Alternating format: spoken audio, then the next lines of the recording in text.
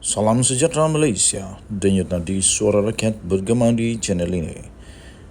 Jangan lupa tekan butang subscribe, like dan share. Malaysia kita punya, cintai Malaysiaku, kita jaga kita.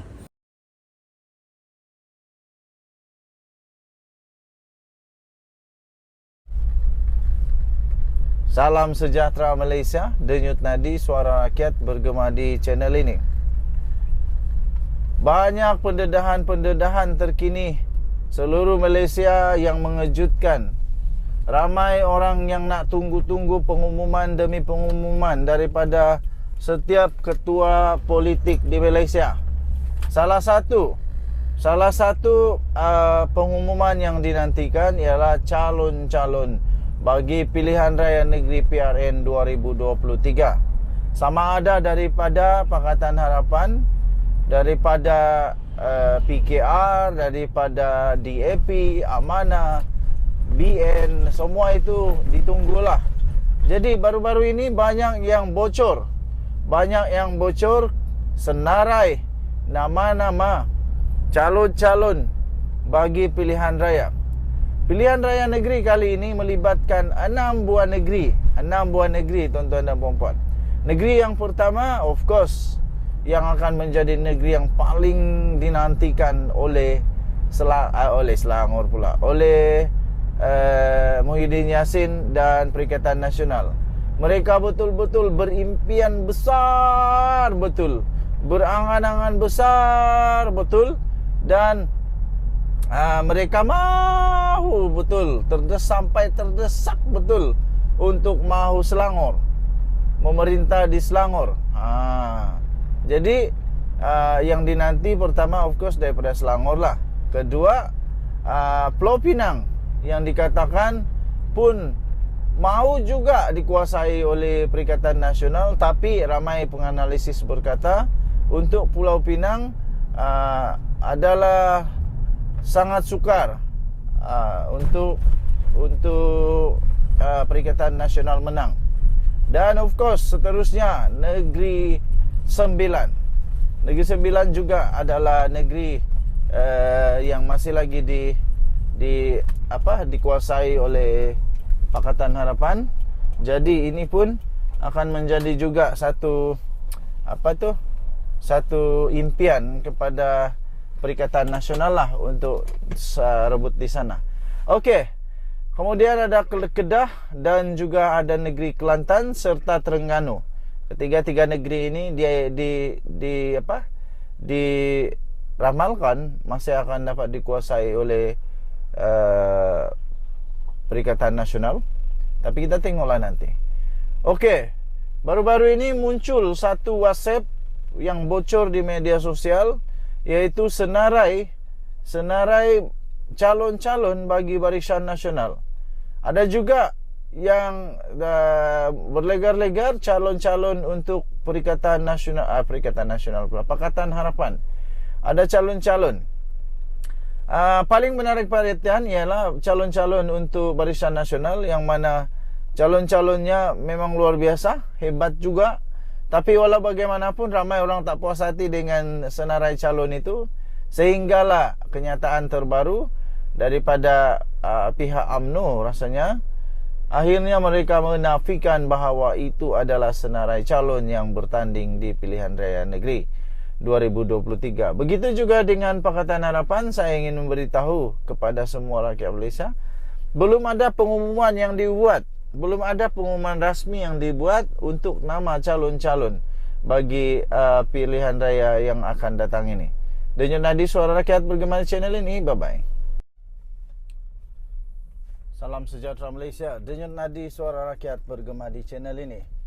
Pilihan raya negeri untuk 6 buah negeri di semenanjung Malaysia semakin menghampiri, dan banyaklah yang sudah bocor. Macam-macam bocor di media sosial sekarang. Kerana media sosial sekarang ini sudah pun berlegar-legar, sudah pun mudah untuk diakses dan mudah pula untuk dipercaya oleh manusia-manusia.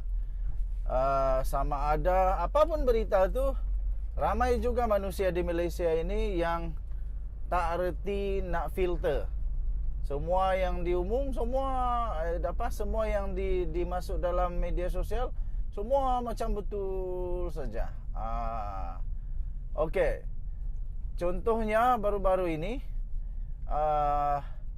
yang kita tahu, Muhyiddin telah pun mengambil tindakan kepada Anwar.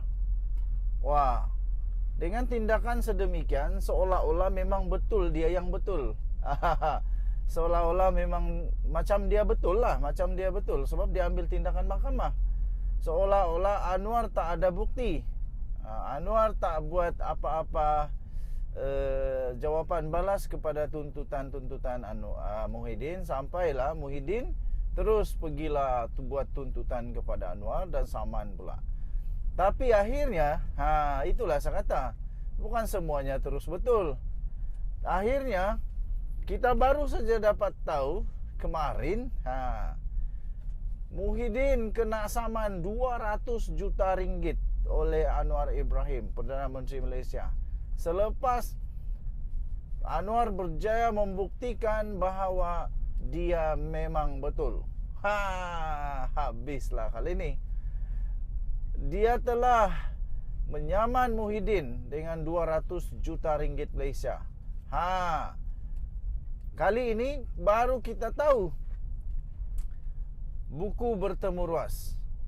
Muhyiddin lupa agaknya Anwar ni Menteri Kewangan, Anwar ni Perdana Menteri.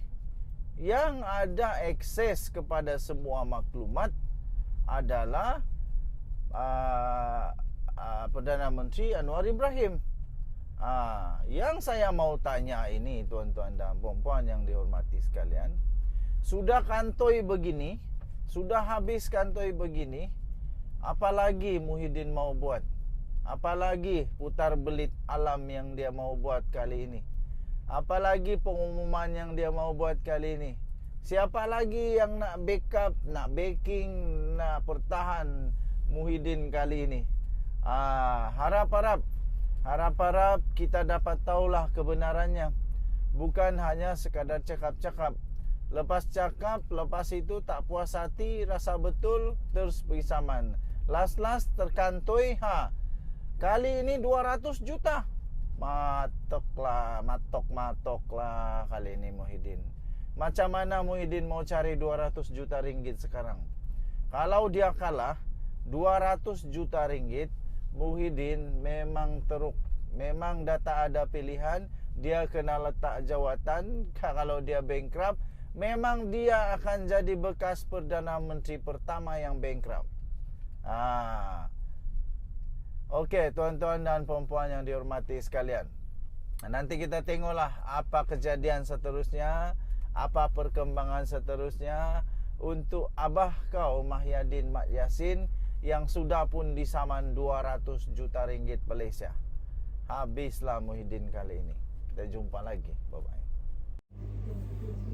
Salam sejahtera Malaysia. Memang habislah kantoi, memang hancur. Memang Tun Mahathir makin teruk. Kali ini rahsia Mahathir, bukan Muhyiddin. Mahathir, rahsia Mahathir terbocor lagi. Dulu waktu di parlimen, Bung Mokhtar pernah kata, kau yang ajar kami. Sekarang sekali lagi Isham Jalil, Majlis Kerja Tertinggi MKT UMNO, dia kata dulu Tun yang buat, ajar buat semua ini. Tun Mahathir dalam keadaan bahaya, kritikal lah dia sekarang. Ahli Majlis Kerja Tertinggi MKT UMNO, Isham Jalil, menempelak kenyataan Tun Mahathir Mohamad berhubung kerajaan kini dengan menyalahkan perbuatannya ketika berkuasa sebagai Perdana Menteri dahulu.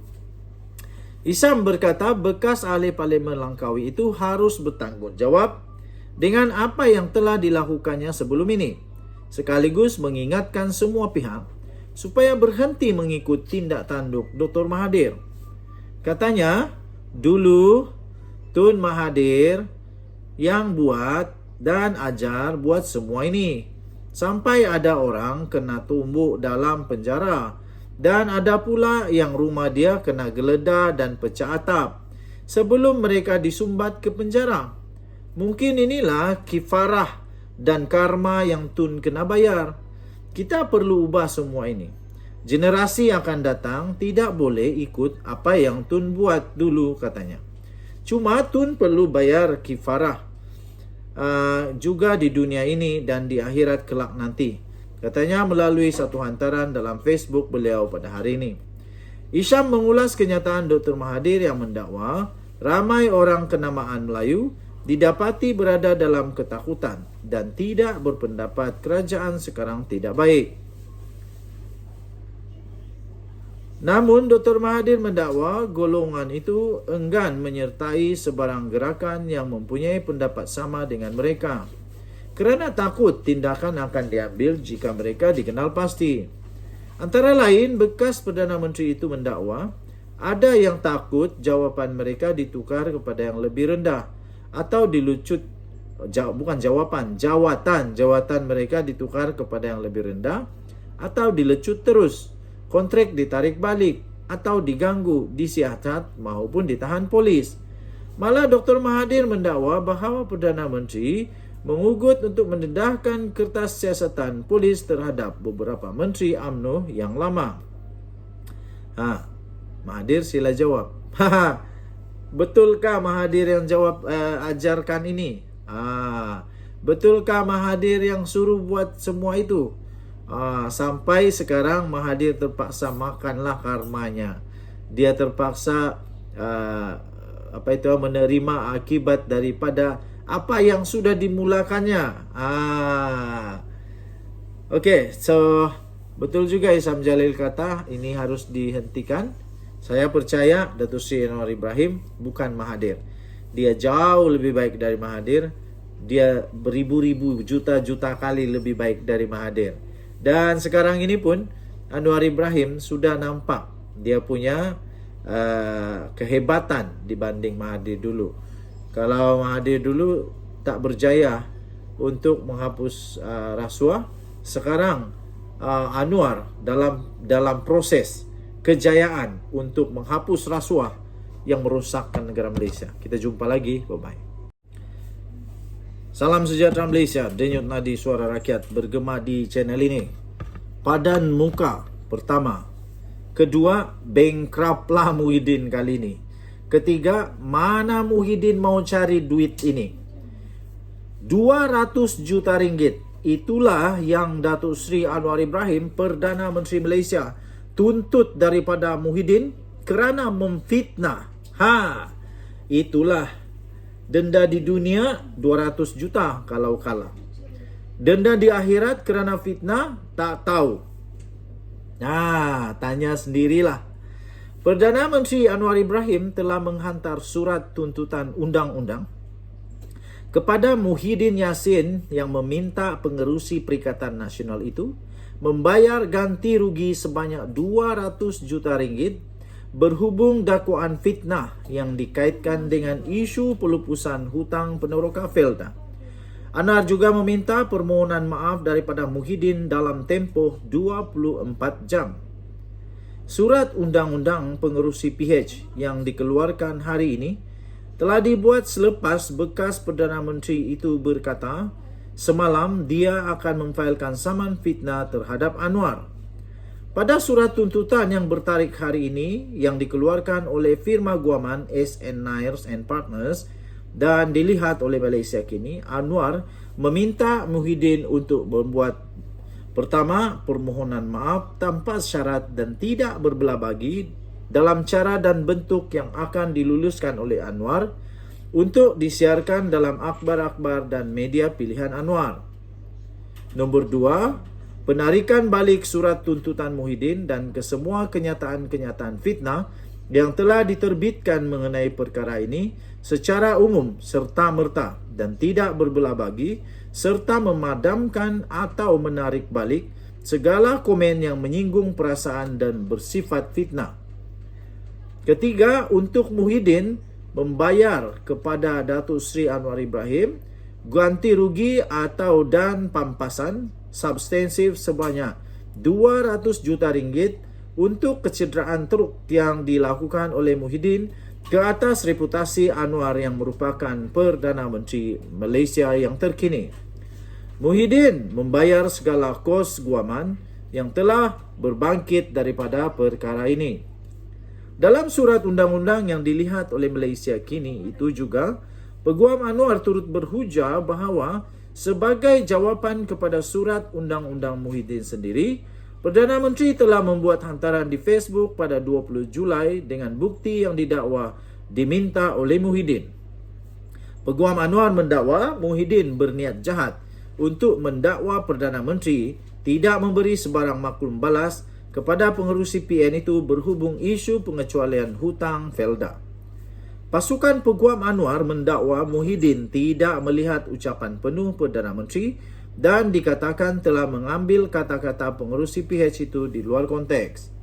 Peguam Perdana Menteri mendakwa kenyataan Anwar telah disokong oleh pengerusi Felda Ahmad Sabri Cek sebelum ini pada 8 Julai sekaligus membuktikan dakwaan Anwar. Awal bulan ini Anwar mendakwa inisiatif di bawah pentadbiran Muhyiddin untuk memaafkan hutang peneroka Felda pada 2021 tidak pernah menjadi kenyataan kerana tiada peruntukan dalam belanjawan Persekutuan 2021 dan 2022 untuk mengenepikan hutang sebanyak 8.3 bilion ringgit Malaysia. Katanya dalam kenyataan itu, saya bagi contoh, memang ada persetujuan dulu, tetapi tak selesai belanjawan 2021 di bawah PN 2022. PN tak ada peruntukan untuk menyelesaikan dan melupuskan hutang Felda. I stand by this record, katanya dalam kenyataan itu. Tambahnya lagi, hanya dalam belanjawan Madani 2023, saya mula serahkan 990 juta ringgit Malaysia peruntukan awal untuk melupuskan hutang Felda yang hutang peneroka jumlahnya 8.3 bilion ini, katanya pada 8 Julai yang lalu. Muhyiddin kemudian menempelak dakwaan Anwar dan mencabarnya mendedahkan dokumen yang dikatakan telah ditandatangani oleh Perdana Menteri pada bulan Jun. Dia juga menuntut permohonan maaf daripada Anwar jika gagal. Dia akan menyaman Anwar kerana didakwa memfitnahnya. Kemudiannya Anwar telah mengeluarkan tugasan kepada akaun Rizab Perkhidmatan Kewangan FSRA memberikan Felda jaminan kerajaan dan perintah terbitan suku. Semalam Muhyiddin dilaporkan berkata, dokumen yang telah dikeluarkan Kementerian Kewangan membuktikan Anwar tidak memahami dokumen yang ditandatanganinya. Memandangkan tiada permohonan maaf dikeluarkan daripada Anwar, Muhyiddin berkata, dia juga telah mengarahkan peguamnya untuk meneruskan saman fitnah terhadapnya. Ketika dihubungi oleh Malaysia kini, Peguam Anwar Sankara Nair mengesahkan bahawa surat tuntutan itu telah disampaikan kepada Muhyiddin petang ini. Malaysia kini cuba menghubungi pasukan undang-undang Muhyiddin berhubung perkara itu. Denyut nadi Suara Rakyat bergema di channel ini. Jangan lupa tekan butang subscribe, like dan share. Kita jumpa lagi. Bye-bye.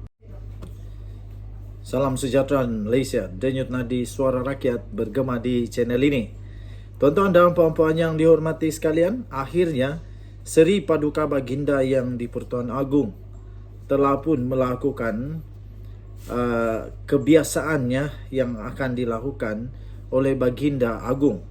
Tuan-tuan dan puan-puan yang dihormati sekalian, Agung telah mengurniakan darjah kebesaran kepada N Ngasri yang di-Pertuan Agong Al-Sultan Abdullah Riayatuddin Al-Mustafa Billah Shah berkenan mengurniakan darjah kebesaran kepada selebriti iaitu N Ngasri dalam istiadat pengundian darjah kebesaran, bintang dan pingat persekutuan di Istana Negara semalam.